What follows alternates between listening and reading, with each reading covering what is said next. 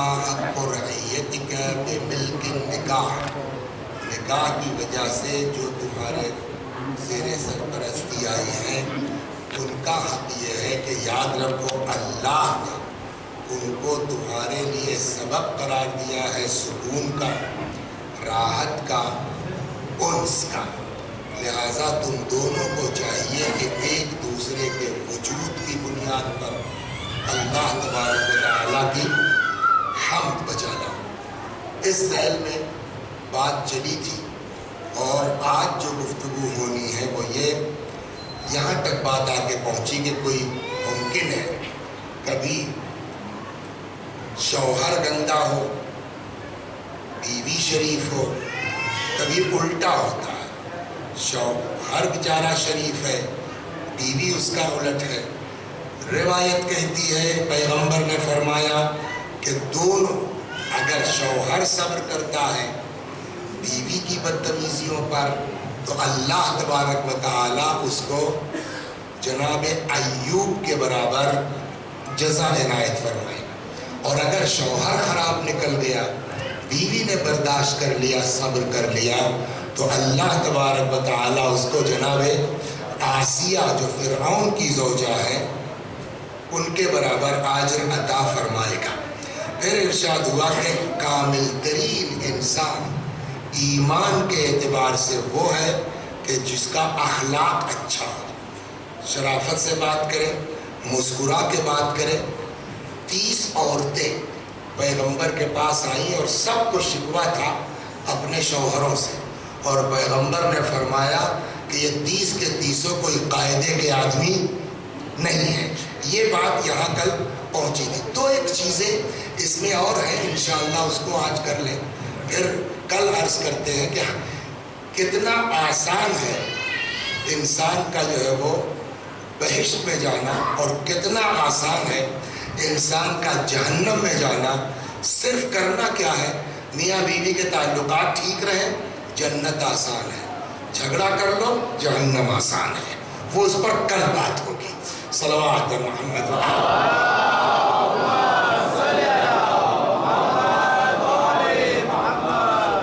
آج جس بات پر گفتگو ہم کرنا چاہتے ہیں وہ یہ کہ دیکھیے آپ نے کل یہ بات کہی صاحب عورت کا یہ ذمہ داری ہے اور یہ ذمہ داری ہے اور ایسا ہے اور ویسا ہے، لیکن جو آپ کے شرعی احکام ہیں کل ذرا سے چھیڑا تو پھر بھول گئے دوسری طرف نکل گئے، تو آج سوچ رہے ہیں کہ اس کو پہلے کہہ دیا جائے۔ شرعی احکام اگر آپ دیکھیں تو شریعت سے تو ایسا لگتا ہے کہ سارا اختیار مردوں کے پاس ہے۔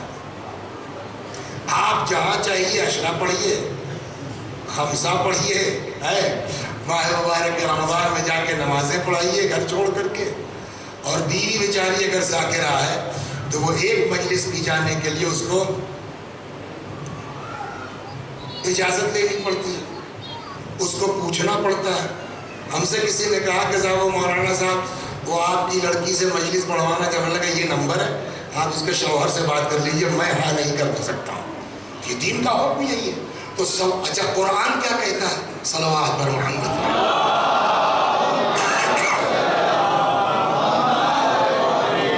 قرآن کیا کہتا ہے؟ قرآن میں جب آپ اس لیے کہ ہمارے اس قانون کی کتاب تو قرآن ہے نا، تو روایات سے پہلے ہم قرآن سے پوچھیں کہ قرآن مرد و عورت کے حقوق کے بارے میں کیا کہتا ہے۔ تو جب آپ قرآن پڑھیں گے تو عجیب ہے بات ہے، ابتدائی آیت میں قرآن کہتا ہے کہ دو ایکول ہے۔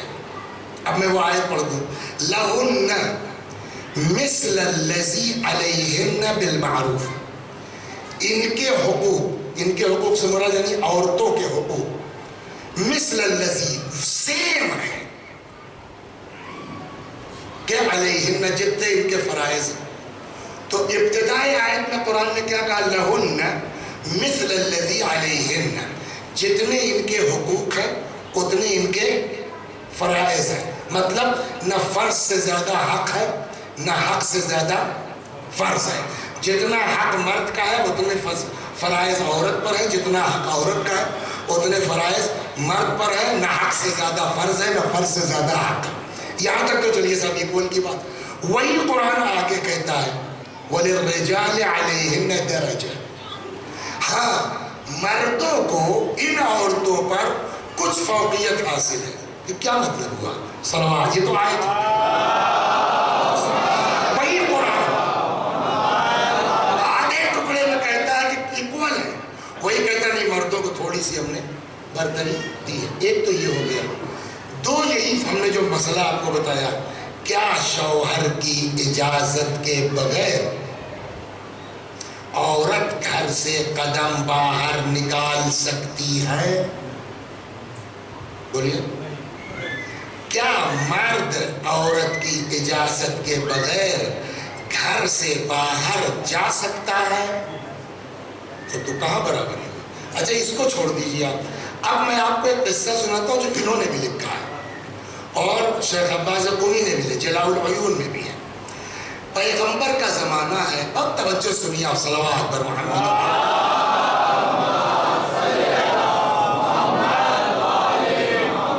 پیغمبر کا زمانہ ہے. شوہر وہ چلا گیا بزنس کے لیے کہیں باہر، مدینے سے باہر چلا گیا. اب وہاں کتنا ٹائم لگے گا؟ پراپرٹی کا کام ہے، یہ کاغذ ٹھیک کروانا، وہ کاغذ ٹھیک کروانا، 2 مہینہ لگے، 4 مہینہ لگے، پتہ نہیں مسئلہ. تو بزنس کے کام سے گیا. بیوی سے کہہ کے گیا کہ میں تو جا رہا ہوں بٹ تم گھر میں رہنا، بچوں کی دیکھ ریکھ کرنا ہے. وعدہ؟ ٹھیک، خدا حافظ. چلے گئے. ادھر شوہر پہنچا جو اپنی منزل پر یا نہیں پہنچا واللہ عالم. اتنے میں میکے سے خبر آئی ابا کی طبیعت خراب ہے. اب کیا ہوگا؟ کیا ہوا؟ ہوئی کہ نہیں ہوئی؟ ابھی ہو گئی نا. تو اب بتاؤ کیا کرا جائے. ادھر شوہر گھر سے باہر گیا، ادھر میکے سے خبر آئی کہ تمہارے والد کی طبیعت خراب ہے. کہتے یہ ہے کہ بیٹوں سے زیادہ بیٹیاں جو ہے وہ باپ سے محبت کرتی ہیں. یہ کہا جاتا ہے. اب کس کو کتنا وہ ہے کہ اب بیٹی کو جب اطلاع ملی کہ میرا باپ بیمار ہے، وہ مومنہ ہے، اس نے یہ سوچا کہ صاحب جو ہے شوہر نے منع کیا تو میں تو جا نہیں سکتی. لیکن اب دیکھیے یہی سمجھانے کی ضرورت، لیکن پیغمبر سے بڑا تو کوئی دنیا میں نہیں ہے. وہ اگر اجازت دے دے تو کیا پرابلم؟ پھر شوہر کی کیا اوقات ہے؟ اس نے آدمی بھیجا پیغمبر کے پاس، یا رسول اللہ میرا شوہر گھر سے باہر. اچھا ایک چیز اور میں سنا دوں، ایک صلوات پر اس کو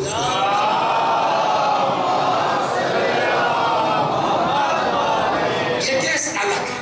ایسا نہ ہو کہ کسی کے ذہن میں جو ہے وہ بات یہ آ جائے کہ سوری باپ رے باپ اب تو یہ قدم نکالنا بھی گھر سے غلط ہے. معلوم ہوا شوہر صاحب کہیں آفس میں اچانک کوئی بات ہو گئی، اب وہ فون لگا رہے ہیں، جائیں کہ نہ جائیں، فون ہی نہیں لگ رہا تو کیا کریں؟ یہ ایک مسئلہ ہے نا. ہاں اس کو بھی سمجھنے کی ضرورت. وہاں کیس یہ ہے کہ وہ خاص کر کے منع کر کے گیا ہے. اجازت کی 2 قسمیں ہیں. ایک تو اجازت ہے کہ ایک ہے اجازت فحوہ. اجازت فحوہ کیا ہے؟ اجازت فحوہ یہ کہ روزمرہ کے تعلقات کی بنیاد پر اگر زوجہ کو اس بات پر یقین ہے کہ جو ہمارے روزمرہ کے حالات تعلقات ہیں، فلاں جگہ جانے پر ہمارے شوہر کو کوئی جو ہے وہ اعتراض نہیں ہے، برا نہیں لگے گا، تو اب وہ بیچاری بیٹھی سب فون ہی نہیں لگ رہا ہے آفس کا، نہیں آپ جا سکتی ہیں. یہ اسپیشل یہ کہ اس نے منع کیا ہے مت جانا، لہذا اس واقعے کو عام زندگی میں آپ کے لیے ضروری نہیں ہے. اگر حالات ٹھیک ٹھاک ہیں، آپ کو کوئی اعتراض نہیں اور اس کو یقین ہے تو بغیر پوچھے جا سکتی ہے. یہ نقطہ بھی ذہن میں رہے. صلوات پر محمد.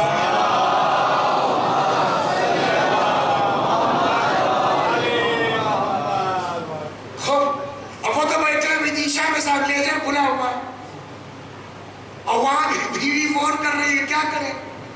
تو آپ جا سکتے ہیں، کوئی پرابلم نہیں ہے اگر حالات روزمرہ کے نارمل ہے اور آپ کو پتا ہے تو ان کو کوئی اعتراض نہیں ہوگا. خوب پیغمبر کے پاس اس نے آدمی بھیجا، یا رسول اللہ میرا شوہر منع کر کے گیا ہے، میرا باپ بیمار ہے، آپ اجازت دیتے ہیں کہ میں جا کے والد صاحب کی عیادت کراؤں؟ پہلے پیغمبر کو دیکھیے کیا ہے، آپ نہ ہوتے بولیے میں کچھ پیدا نہ کرتا. ساری کائنات کا وجود کس کے صدقے میں ہے؟ رسول اللہ کے صدقے میں ہے. خود رسول اللہ فرماتے، کل وہ آیت پڑھی کہ بڑے سے بڑا مجرم آدمی بھی قرآن کہتا اگر میرے پیغمبر کے پاس آ کے استغفار کر دیتا اور میرا نبی کہہ دیتا ایکسپٹ ہے نا، وہ پیغمبر جس کے صدقے میں کائنات خلق ہوئی، جو حبیب خدا ہے، جانتے کیا جواب دیا پیغمبر نے؟ اس کا پیغام آیا شوہر نے منع کیا ہے، باپ بیمار ہے، آپ اجازت دیتے ہیں میں چلی جاؤں ابا کو دیکھ جاؤں؟ پیغمبر نے کہلوایا چونکہ تیرا شوہر منع کر کے گیا ہے اس لیے میں جانے کی اجازت نہیں دوں گا. یہ واقعہ اسی کتاب میں 4-6 پیج آگے ہے، لیکن اپنی سیٹنگ کے حساب سے اس کو میں نے آج شروع نہیں کیا. سمجھ میں آیا کچھ؟ شوہر بڑا کہ رسول اللہ صلوات. اب یہاں سے سوال ہوگا نہیں ہوگا؟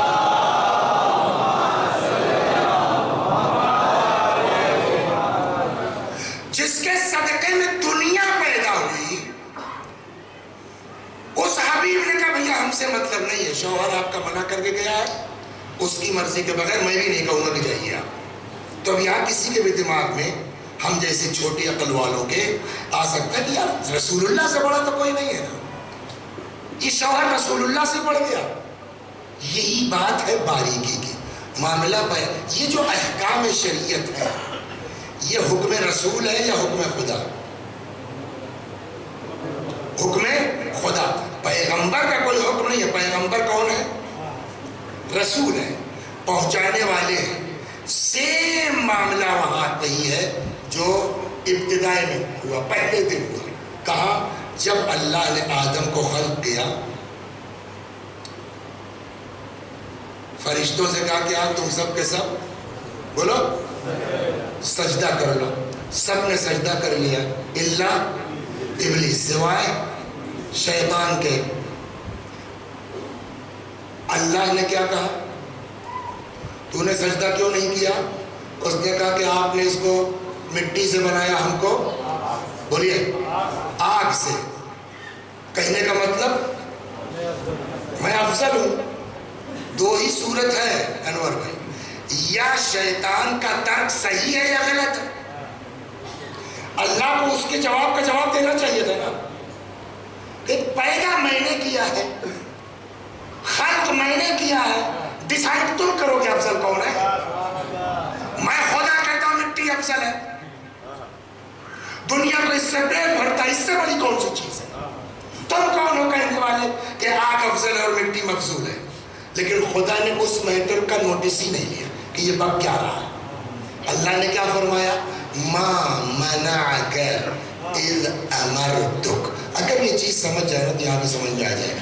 ما منعک اذ امرتک، کس چیز نے تجھ کو روکا آدم کے سجدے سے جبکہ میں نے حکم دیا تھا. تو اب معاملہ مٹی کے سجدے کا ہے ہی نہیں. معاملہ یہ ہے کہ وہ کہہ رہا ہے مٹی کے آگے جھک جاؤ، مٹی کے آگے جھک جاؤ. وہ کہہ رہا ہے پتھر کے آگے جھک جاؤ، پتھر کے آگے جھک جاؤ. وہ مسئلہ مٹی اور پتھر موضوع نہیں ہے. موضوع کیا ہے؟ حکم خدا ہے. تو وہاں شیطان جو شیطان ہوا وہ آدم کے سجدے کے نہ کرنے سے ہوا یا اللہ کا حکم نہ ماننے سے ہوا؟ آپ غور کرنے کیا ہوا؟ صلوات. بظاہر تو کہ آدم کا سجدہ نہیں کیا، لیکن آدم کے سجدے کی سزا کی وجہ کیا تھی؟ حکم الہی تھا کہ سجدہ کرو. تو میٹر سجدہ آدم نہیں ہے، میٹر حکم خدا ہے. ویسے ہی یہاں شوہر کی اطاعت کرنا یہ رسول اللہ کا حکم ہے یا اللہ کا حکم ہے؟ تو مسئلہ شوہر کی اطاعت کا نہیں ہے، مسئلہ ہے حکم خدا ماننے کا. جیسے وہاں مسئلہ آدم کا سجدہ نہیں تھا، حکم خدا تھا، ویسے یہ شوہر بحث نہیں ہے، حکم خدا ہے. خدا کہتا ہے شوہر کی اطاعت کرو، تب خدا کے مقابلے میں پیغمبر بھی جو ہے وہ اس کے حکم کو نہیں ٹال سکتے. صلوات محمد. سمجھ نہیں آتا؟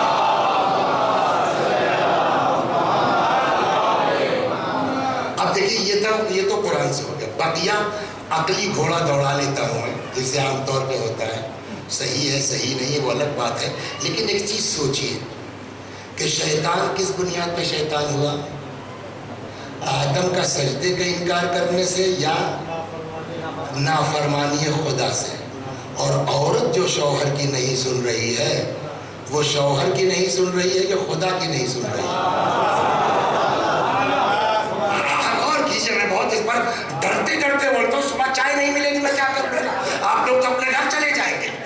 صلوات پر محمد.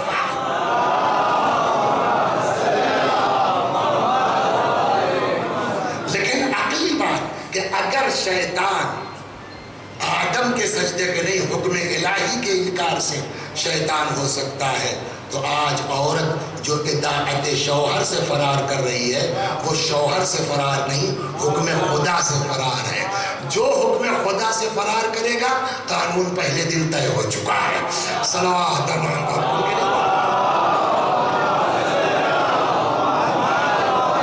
یہاں کیا کہا گیا؟ چلیے صاحب 2-4 دن ہوا، کتنا نہیں معلوم، ابا مر گئے. اب سنیے اس سے سخت منظر کیا ہوا؟ والد صاحب کا انتقال ہو گیا. اللہ اکبر. اب ایک بیٹی کے لیے کتنی سخت منزل ہے یا نہیں ہے؟ پھر اس نے وہی کہا کہ شاید اب کی بات ہے بھائی، باپ کر گیا تو رسول اللہ کہی دے کہ بھائی جاؤ. پھر اس نے پیغام بھیجا، یا رسول اللہ میرا شوہر منع کر کے گیا ہے، میرے باپ کا انتقال ہو گیا ہے، میں جاؤں ابا کی تدفین میں آخری بار زیارت کر لوں. پھر وہی پیغمبر کا پرانا جواب، چونکہ تیرے شوہر نے منع کیا ہے اس لیے میں اجازت نہیں دے سکتا. بات وہی ہے کہ جب حکم خدا ہے تو ہر حال میں حکم خدا ہے.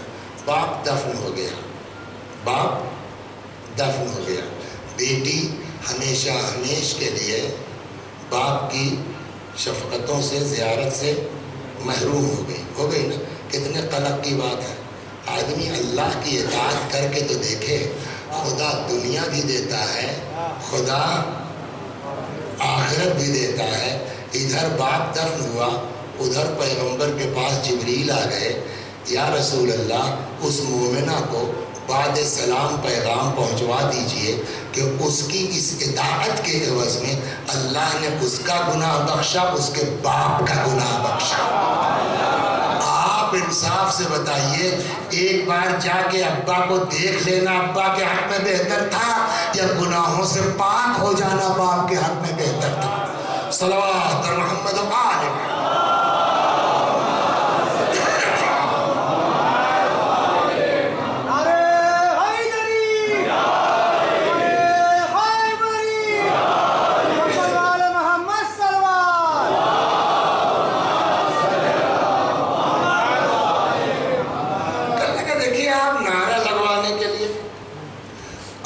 پبلک سے واہ واہ کروانے کے لیے آپ یہ ترک دے سکتے ہیں. لیکن ایک چیز اور میں عرض کر دوں، یہاں بات آگے دوپہر میں بزرگوار نے ایک سوال اٹھایا تھا تو وہ بھی کہتا چلوں. صلوات محمد.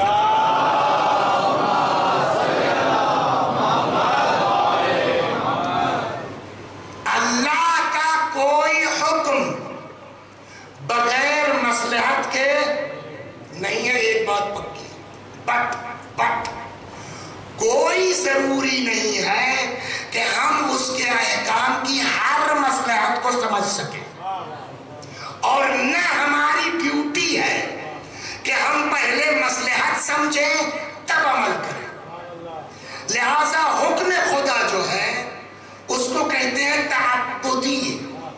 عبادت میں وجہ نہیں پوچھی جاتی، آرڈر ہے آپ کو کرنا ہے، اس کو کہتے ہیں عبادت. عبادت وہ ہے جہاں سوال، ہاں آپ کی سمجھ میں کچھ آ گیا الحمدللہ، اہل بیت نے کچھ بتا دیا الحمدللہ، لیکن بغیر سمجھ میں آئے آپ کو سجدہ کرنا ہے، آپ کو پیر کا مسح کرنا ہے. آپ سے اس سے مطلب نہیں کہ یہ پیر چھونے کی کیا مصلحت ہے. حکم یہی تو اطاعت جانچنی ہے کہ ہمارے حکم پر چلتے کتنا. صلوات محمد.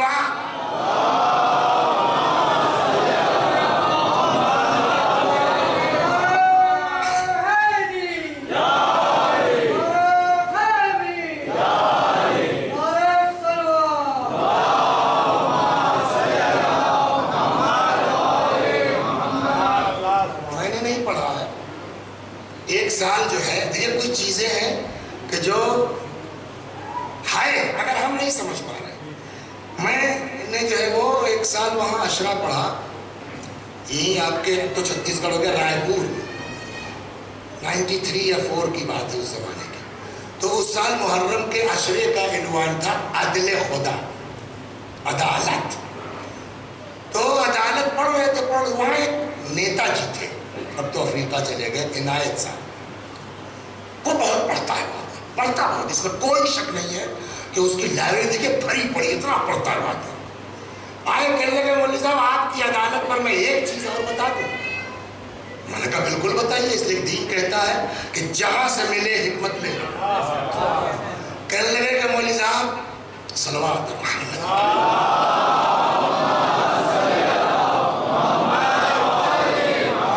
کروڑوں اربوں آدمی ہے نا، 6 ارب 6.5 ارب دنیا ہے، شکل سب کی الگ الگ ہے نہیں، لیکن طریقہ وہی ہے آپ ہے. لیکن کبھی کبھی شکلیں مل جاتی ہیں،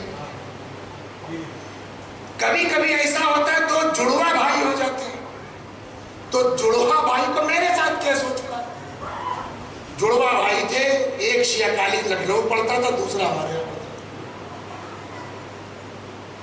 ایک دن ایسے ہی رات کو اوپر جو ہے وہ ہاسٹل میں ٹہلتے ہوئے نکلے تو دیکھا وہی کنارے بیٹھا پیشاب کر رہا.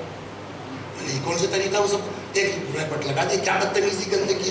بعد میں وہ لڑکا تھا ہی نہیں، وہ اس کا بھائی آیا تھا. تو ایسا سگے بھائی وہ جڑوا بھائیوں کے لیے کہتے یہ ہیں کہ سب ایک ہو سکتا ہے بلڈ گروپ بھی ایک ہو، شکل بھی ایک ہو، صورت بھی ایک ہو. اب اس کے بعد محققین کہتے ہیں کہ یہ جو جڑوا ہوتے ہیں نا، ان جڑوا کی بھی 2 قسمیں ہیں. مجھے نہیں معلوم، میں دوسرے کے بیان کرتا سنا رہا ہوں عنایت صاحب کی. جڑوا کی بھی 2 قسمیں ہوتے ہیں. ایک جڑوا ہے کہ جو الگ الگ قطروں سے ڈیولپ ہوئے ہیں، اسی شکم میں 2 الگ قطروں سے ڈیولپ ہونے والے، وہ بھی جڑوا ہے. ایک جڑوا وہ ہے جو ایک ہی قطرے سے جڑوا ہو گئے. تو جو الگ الگ قطروں والے اس میں جو ہے اختلافات ہو سکتے ہیں، مزاج کا، اس کا سب ہو سکتا ہے. لیکن جو ایک ہی قطرے سے ڈیولپ ہوئے ہیں، ان کا مزاج ایک ہوگا، ان کی شکل ایک ہوگی، ان کی صورت ایک ہوگی. سمجھ گیا؟ حتیٰ 3 دن سے زیادہ موت کا ڈفرنس بھی نہیں ہوگا. اس کو بخار آئے گا، اس کو بخار آئے گا، اس کو ٹائم، یہ انہوں نے بیان کیا. اس کے بعد کہتے ہیں لیکن سارے اتحاد کے باوجود عدل الہی یہ ہے کہ سب ایک ہونے کے باوجود یہ تھم، یہ انگوٹھا ان جڑوا بھائیوں کا بھی ایک نہیں ہوگا جو ایک قطرے سے تیار ہوئے. یہ کاہے کے لیے ہے؟ یہ اللہ کا وہ عدل ہے کہ ایک قتل کرے دوسرا نہ پکڑا جائے. صلوات در محمد.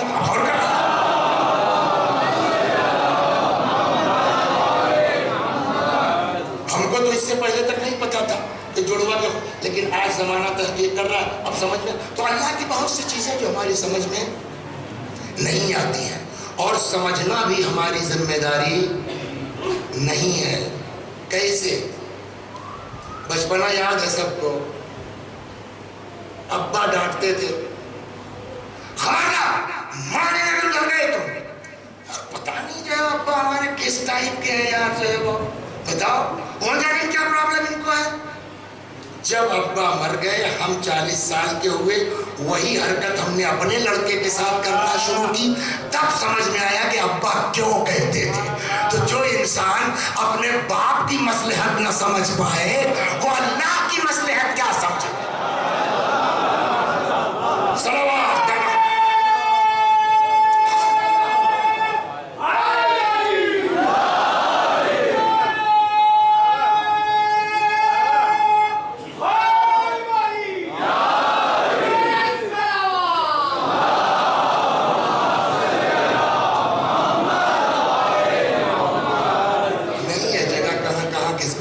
تھوڑی آپ لوگ کوشش کر لیے، تھوڑا آگے آ جائیے.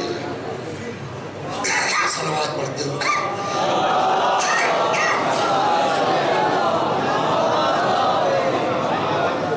تو ایک بات تو میں یہ کہہ دوں کہ ہماری ذمہ داری اللہ کے احکام کے مصالح کو سمجھنا نہیں ہے.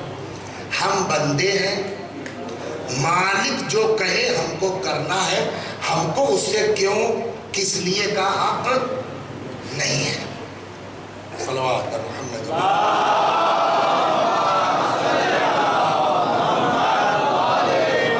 لیکن پھر بھی یہ بات پھر سے میں تکرار کرتا ہوں، ہم کو اللہ کے احکام میں کیوں کا سوال کا حق نہیں ہے اگر ہم بندے ہیں۔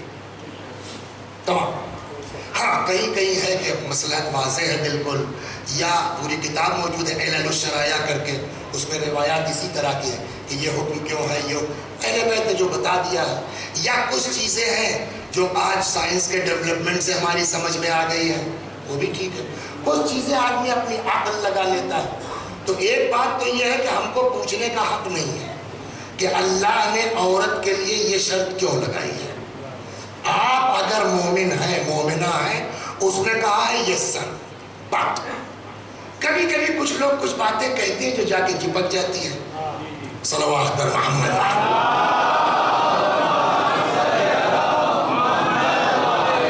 پھر میں تاکید کروں، ہم کو اس کی مصلحت کیوں اور کس لیے کا حق نہیں ہے، لیکن پھر بھی یہ بہت اہم مسئلہ ہے کہ صاحب آپ اپنے مجمع میں تقریر کر لیجئے۔ ایک دن کئی سال ہوا، ہمارے انڈیا کی پارلیمنٹ میں بحث ہو رہی تھی، پتہ نہیں کئی سال ہو گیا، 8-10 سال ہوا کہتا کہ صاحب جو ہے وہ باورچی خانے میں بھی ایک دن کی چھٹی ہونا چاہیے عورتوں کی۔ بھائی جسے آدمی جاب کرتا ہے تو اس کو سنڈے کو چھٹی ہے، تو عورت تو جو ہے وہ تو روزانہ کام کر رہی ہے، اس کو ایک دن کی چھٹی ہونا چاہیے۔ یہ پارلیمنٹ میں آپ کے بحث چل رہی تھی، ایک زمانہ ہوا اتفاقاً ٹی وی کھولا تھا، نظر پڑ گئی، ابھی کوئی آ کے پوچھ لے کہاں کیسے تو پہنچ جاؤں گا، میں بتا نہیں پاؤں گا، لیکن اتنا دماغ میں پڑا ہوا ہے۔ یہ کیوں بحث ہو رہی ہے؟ یہ کیوں بحث ہو رہی ہے؟ اس لیے کہ ہم نے جو ہے وہ اس کو بیچ سے نکال دیا ہے۔ اس لیے ہم سارا ہمارے برابر ہونا چاہیے۔ کیسے برابر کر لیں گے؟ جتنے لوگ برابر، اگر برابری ہی کرنا ہے تو 2 بچے اس کے پیٹ سے نکلیں گے، 2 آپ کے پیٹ سے نکلیں گے۔ بولیے کیجیے نا برابری۔ کوئی ہمارے بس میں نہیں ہے، کہ کیوں نہیں ہے؟ خدا نے ایسے ہی بنایا ہے۔ تو یہاں کہتے ہو خدا نے بنایا ہے، تو ہر حکم میں کہو نا خدا نے جو کہا ہے وہ کریں گے۔ صلوات محمد کیا خدا ایسی الٹی بھی جب ہوگی نا کہ 4 بچے ہیں یا 2 بچے ہیں، ہم 2 ہمارے 2، ایک تم پیدا کرو، ایک ہم پیدا کر لیتے۔ دیکھیں بھائی جو ہے وہ پیٹ میں بقول کسی بزرگوار کے بڑی اچھی بات کہی تھی انہوں نے ماں کے سلسلے میں، کہتے ہیں ماں کی حیثیت سمجھنا چاہتے ہو؟ زیادہ نہیں، 2 گمے 2 اینٹیں پیٹ میں باندھ کے رات بھر سکون سے سو جاؤ، سمجھ میں آ جائے گا ماں کیا ہے۔ صلوات پر محمد اللہ۔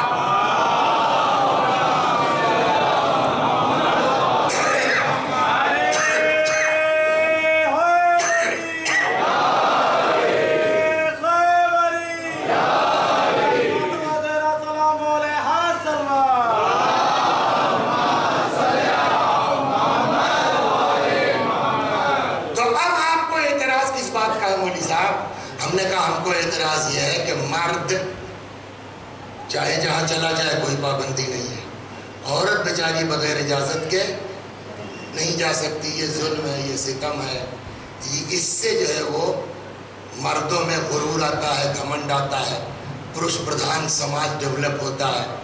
میں نے کہا ٹھیک، خالی اس بنیاد پر تو بلا اجازت نہیں نکل سکتی، آپ اپنے کو بہت بڑا سمجھتے ہیں؟ تو پھر ہم نے کہا یہ بتائیے IPS افسر یہ بڑا ہے یا president of India? President of India. پتہ یہ چلا کہ صاحب پریزیڈنٹ آف انڈیا جو ہے وہ تشریف لا رہے ہیں کہاں؟ یہاں ایرانی امام باڑے میں بھوپال میں کسی مجلس میں، وہ بھی شریک ہوں گے۔ تو وہ سب پورا ہنگامہ ہو گیا، یہاں سے وہاں تک سب جو ہے وہ بند ہو گیا، کیا ہو گیا کیا ہو گیا۔ اچانک پتہ چلا کہ صاحب وہ نہیں آ رہے ہیں۔ کیوں؟ کہ سیکورٹی کلیئرنس نہیں ہے۔ کس نے روکا؟ کہ ان کے سیکورٹی افسر نے کہہ دیا کہ ہم اجازت نہیں دیتے نکلنے کی، ان کی زندگی کے لیے بھوپال میں خطرہ ہے، ہم ان کو نکلنے کی۔ آپ بتائیے IPS افسر بڑا ہے یا پریزیڈنٹ؟ لیکن پریزیڈنٹ آف انڈیا بھی نمبر 1 کا شہری ہونے کے باوجود ہندوستان کے وہ IPS کی اجازت کے بغیر نہیں نکل سکتا. تو اگر کوئی پریزیڈنٹ IPS کی اجازت کے بغیر نہیں نکل سکتا منیجر صاحب، تو اس کا مطلب یہ ہوا کہ وہ SP یا DIG رینک کا جو بھی ہے وہاں، وہ بڑا ہو گیا پریزیڈنٹ سے. بولیے تو پھر کیسے روکا؟ کہا اس لیے کہ پریزیڈنٹ جو ہے وہ سرمایہ ہے ملک کا، اس کی زندگی کی حفاظت ان کے ذمے ہے. وہ تو بیٹھ کے اپنا کام کر رہے ہیں صدارتی محل میں، دنیا کے حالات کو یہ سمجھ رہی ہے سیکورٹی، اس کو پتا ہے کہاں جانا ان کی زندگی کے لیے خطرناک ہے، کہاں مناسب ہے کہاں نامناسب ہے. تو چونکہ حالات پر نظر IPS کی ہے، اس کو یہ اختیار ہے جہاں چاہے صدر مملکت کو جانے دے، جہاں چاہے روک دے. روکنا اس کے بڑے ہونے کی علامت نہیں ہے. اسی طرح شریعت نے، اسلام نے، اللہ نے، خدا اور رسول نے عورت کی عزت کو، عفت کو، عصمت کو اتنا اہم قرار دیا ہے کہ اس کا سیکورٹی گارڈ بنایا ہے. مرد کو حالات دنیا کے مرد سمجھتا ہے کہاں جانا اس کی عزت و عفت کے لیے مناسب ہے، کہاں مناسب نہیں ہے. جہاں چاہے گا جانے دے گا، جہاں چاہے گا روک دے گا. یہ اجازت بڑے ہونے کی علامت نہیں، محافظ ہونے کی پہچان ہے. صلوات بر محمد و آل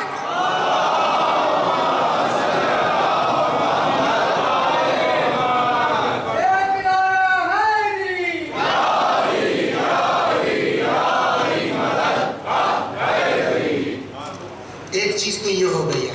اب آپ جب اور چاہیے گا قرآن میں دیکھوں تو ایک آیتیں تھی، نشان تو لگایا تھا میں نے مگر نہیں، وہ دوسری جگہ تھی، وہ لگتا ہے پڑھا ہوا ہے. صلوات پر محمد و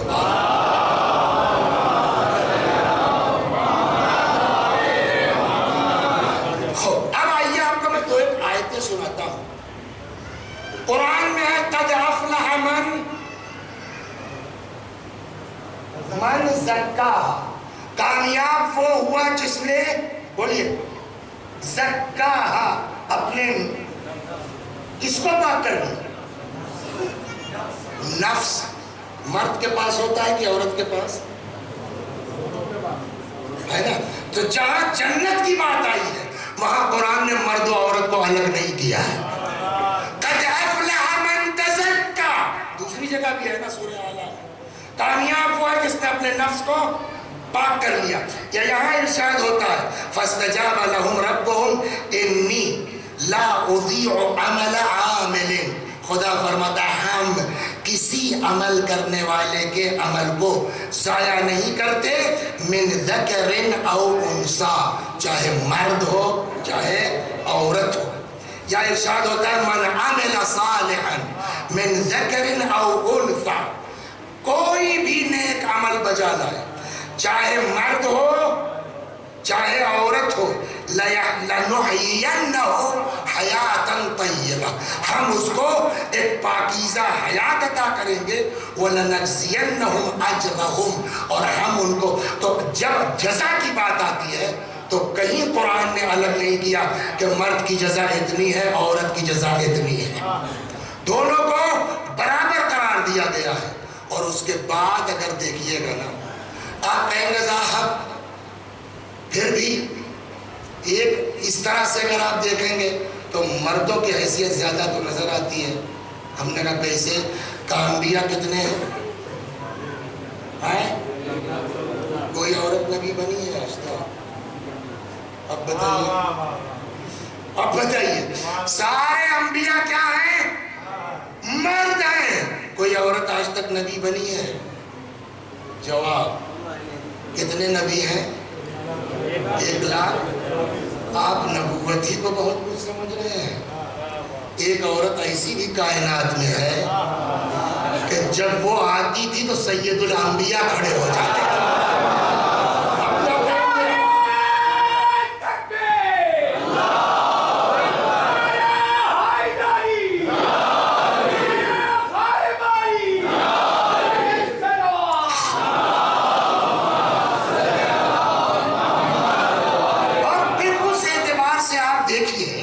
اللہ اکبر. اس اعتبار سے آپ دیکھیے روایت ہے نا کہ جب بھی پیغمبر تک کے پاس شہزادی آتی تھی بولیے کام آئے نہیں یا رسول اللہ. تو روایت کا جملہ کیا ہے؟ کلما دخل، جب بھی آتی تھی. ٹھیک. اب اسی کو آپ تصور کیجئے میدان محشر ہے، ساری مخلوقات ہیں، آدم سے لے کر کے اور قیامت تک کے سارے انبیاء اور ان کی امتیں سب ہیں، رسول اللہ ہے. اتنے میں میدان محشر میں جناب فاطمہ آ جائیں.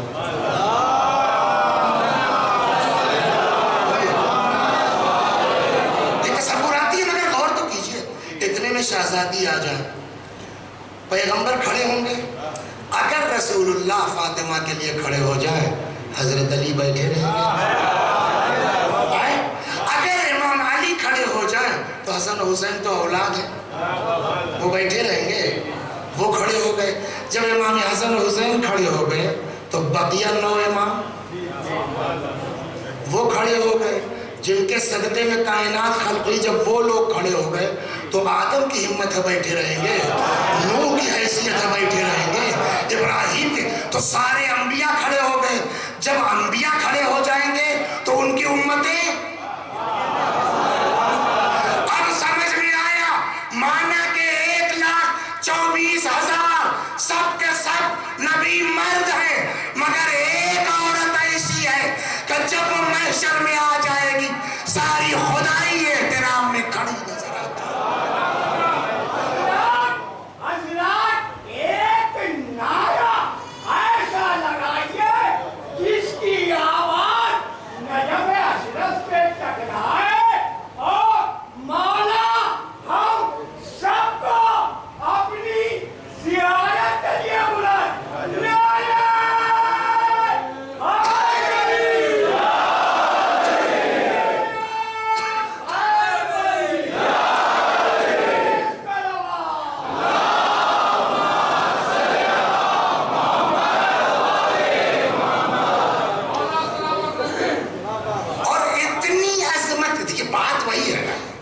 دیکھیے پرابلم کیا ہوتی ہے کہ ہمارے گھر کی کل میں نے یہ بات کہی تھی، ہمارے گھر کی لڑکیوں کو شادی سے پہلے یہ تاریخ نہیں بتائی جاتی، پڑھائی نہیں جاتی. ساس پرانے زمانے کی ہے، وہ شاید تنظیم المکاتب کا 5واں بھی نہیں پاس ہے. لڑکے نے MBBS کر لیا، MD DM ہو گیا، تو بہو کیسی آئی؟ MD نہ صحیح تو کم از کم MBBS تو ہوگی نا.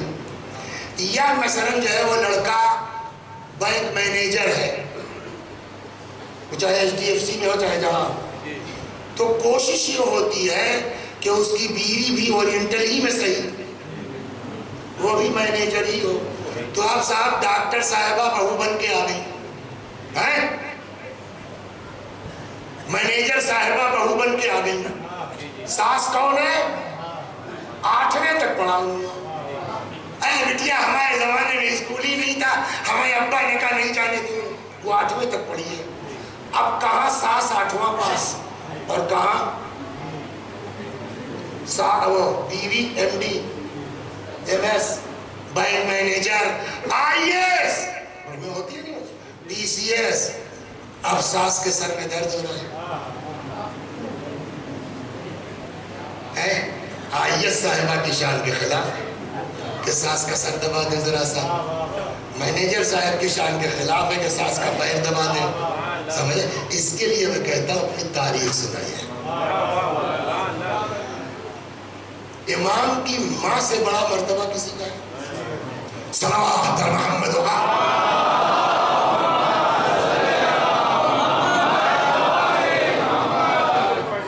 دو ہے اور سگی ساس بھی نہیں. ایک ہے جناب حکیمہ خاتون اور دوسری ہے حضرت نرجس خاتون. دونوں کا آپسی رشتہ کیا ہے؟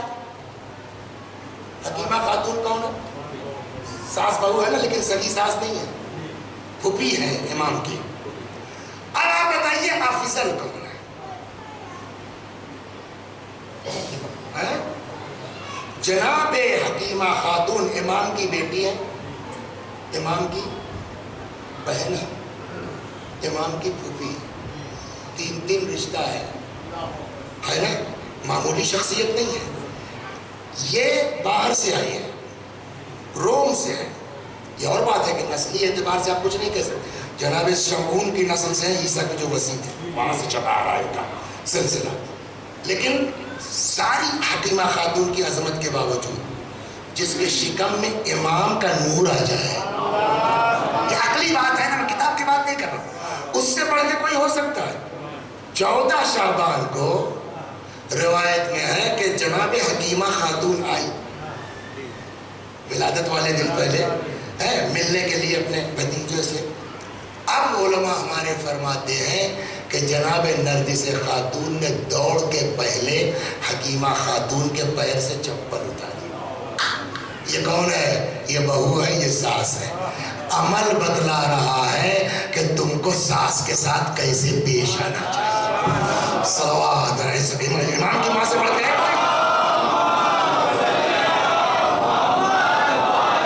وہ چھوڑیے، اب ادھر آئیے. اس اعتبار سے اگر دیکھا جائے تو کائنات میں جناب فاطمہ زہرا سلام اللہ علیہا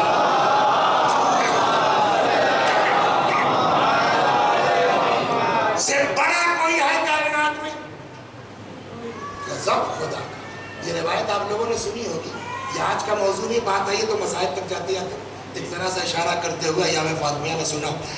روایت ہے امام سے کہ ہم لوگ حجت ہیں تمہارے اوپر. سنا ہے نا؟ آگے کیا ہے بولو؟ ہم حجت ہیں تمہارے اوپر اور ہماری ماں فاطمہ حجت علینا، حجت ہے ہمارے اوپر، امام کے اوپر. آپ اور فرما رہے ہیں اس سے بڑھ کر کے اور عظمت کوئی ہو سکتی ہے؟ بولیے. لیکن اب وہی لیکن سنا رہا ہوں. امیر المومنین سلام اللہ علیہ کے گلے میں رسی کا پھندا ڈالا گیا. مسائل وہ نہیں ہے، میں جاؤں گا کہیں اور، لیکن یہ اپنی بچیوں کو سمجھائیں تم کیا ہو، IAS ہو، PCS ہو، انجینئر ہو، کناڈا سے پڑھ کے آئی ہو. شوہر شوہر ہے، اس کی ماں تمہاری ماں، اس کا باپ تمہارا باپ، اس کا بھائی تمہارا بھائی، اس کی بہن تمہارا. تب خاندان جنت بنے گا، تب معاشرہ جنت بنے گا. اور ایک حدیث یاد آ، چلیے اس کو کل ہی پڑھ دیں گے، ٹائم کم ہے. صلوات پر محمد بس.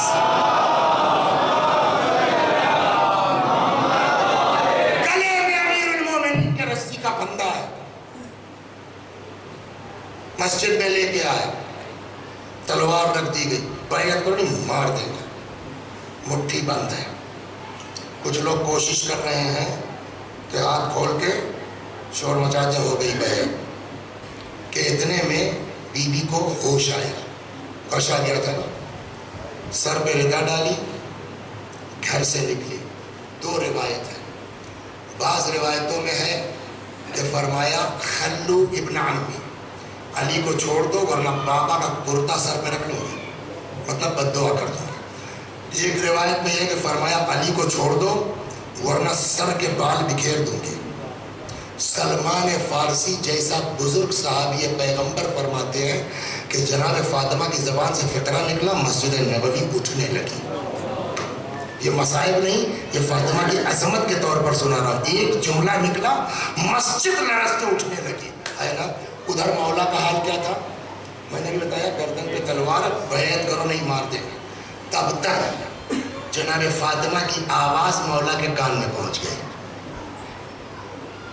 مولا نے کہا سلمان یہاں. جی مولا. کا غضب ہو جائے گا اگر فاطمہ نے بابا کا کرتا رکھ لیا، سر پہ بد دعا کر دی، ایک آدمی مدینے میں بچے گا نہیں. جلدی جاؤ، فاطمہ سے کہہ دو گھر چلی جائے. سلمان آئے. اب سلمان کا بیان، میں نے کہا بی بی آپ رحمت للعالمین کی بیٹی ہیں، عذاب کا سبب مت بنیے. ابھی اپنی جیب سے کہہ رہا ہے، ابھی تک نہیں بھولے کہ مولا نے بھیجا ہے. شہزادی نے فرمایا سلمان میرا بھی مزاج نہیں ہے اس طرح کا، میں نہیں چاہتی، لیکن تم دیکھ نہیں رہے ہو یہ لوگ علی کو مارنا چاہتے ہیں. میں سب برداشت کر سکتی ہوں، علی کا قتل کیسے برداشت کر لوں؟ جب یہ سنا تب سلمان کھلے، کبھی بھی میں خود تھوڑی کہنے آیا ہوں، تب کہ مجھ سے علی نے کہا ہے زہرا سے کہہ دو گھر چلی جائے۔ یہ جملہ سنتے ہی تعریف دی، کیا سلمان کا علی نے کہا، علی نے کہا ہے جی میں علی کی اطاعت گزار۔ یہ جملہ فرمایا اور گھر واپس آ گئی۔ یہ وہ عمل ہے فاطمہ زہرا سلام اللہ علیہا کا جو دنیا کی تمام عورتوں کے لیے نمونہ ہے۔ فاطمہ سے بڑھ کے تو کوئی کائنات میں لیڈی نہیں ہے۔ صلوات محمد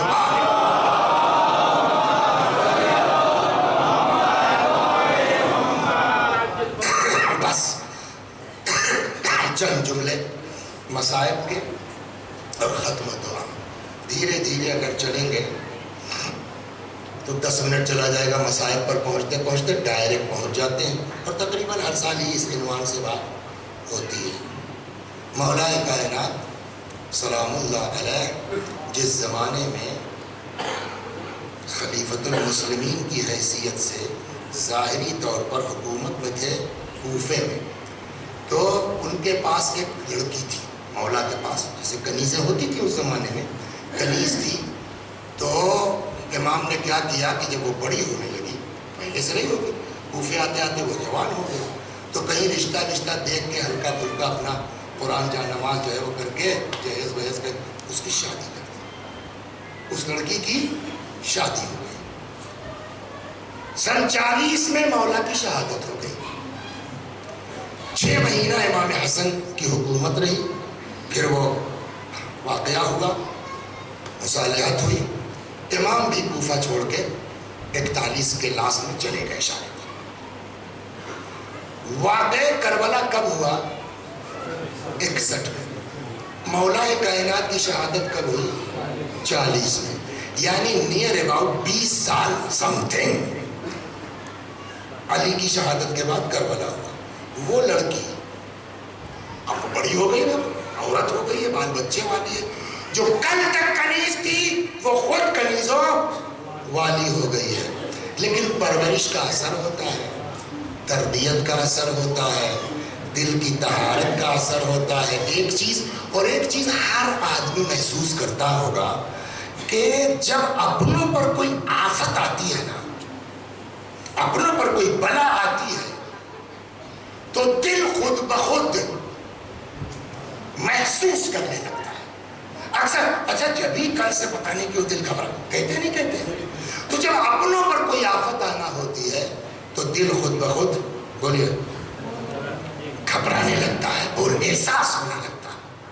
آج اپنے گھر میں ہے، جو کل تک علی کی کنیز تھی آج وہ خود کنیزوں والی ہے، غلاموں والی ہے، مولا کے طفیل میں اپنی کنیزوں کے جھرمٹ میں بیٹھی تھی۔ بے چینی کا احساس تو ہو ہی رہا تھا، اچانک آواز محسوس ہوئی، شور ٹائپ کا۔ یہ کیسا شور ہے؟ جاؤ ذرا دیکھ کے آؤ تو تم۔ وہ ایک گئی، وہاں سے واپس آئی، آگے کہتی ہے بی بی میں نے عجب منظر دیکھا ہے۔ کیا؟ کہ میں نے دیکھا ہے کہ کچھ سر ہیں جو نوکے نیزہ پر ہیں، کچھ عورتیں ہیں بے مقنو چادر، بے کجاوا اونٹ کے اوپر ہے۔ کیا؟ اب اس کا دماغ جو ہے وہ سنکا۔ عربوں میں قتل و غارت عام بات ہے، عام دستور ہے، لیکن یہ کیا کہ عورتیں بے مقنو چادر بے کجاوا اونٹ، یہ کیا چیز؟ یہ نئی چیز ہے۔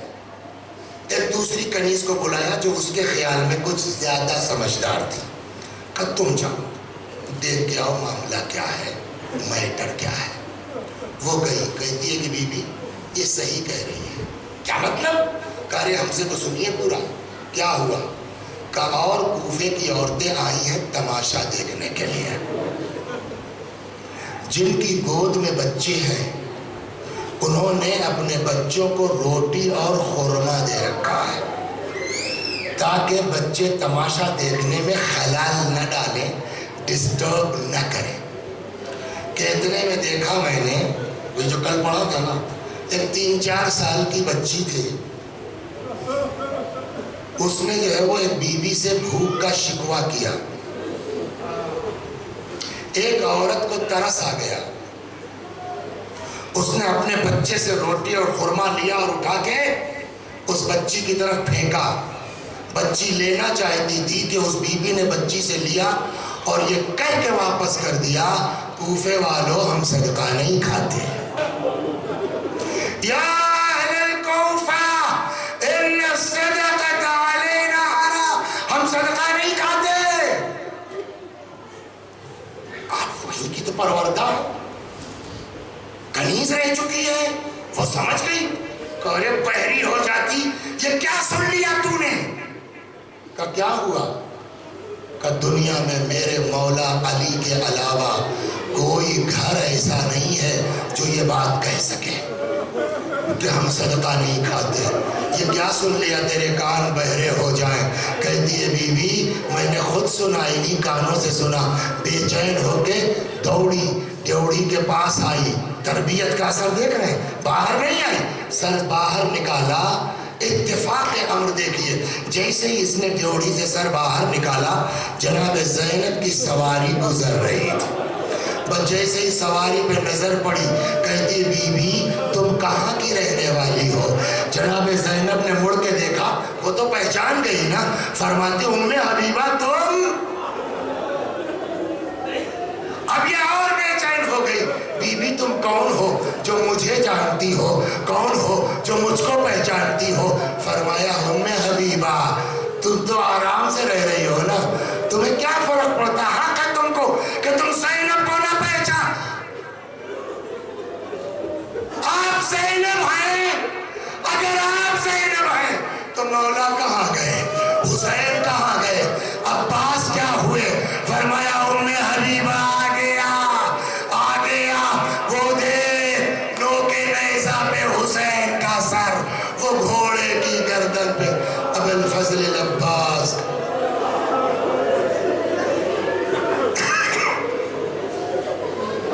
وسيعلم الذين ظلموا أي منقلب ينقلبون إنا لله وإنا إليه راجعون.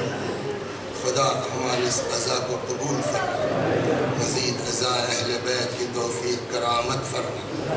میں بھی پڑھتا ہوں، میرے ساتھ آپ بھی دہرائیے ان مرحومین کے ایصال ثواب کی نیت سے. اللہم صلی علی محمد وآل محمد. اللہم صلی علی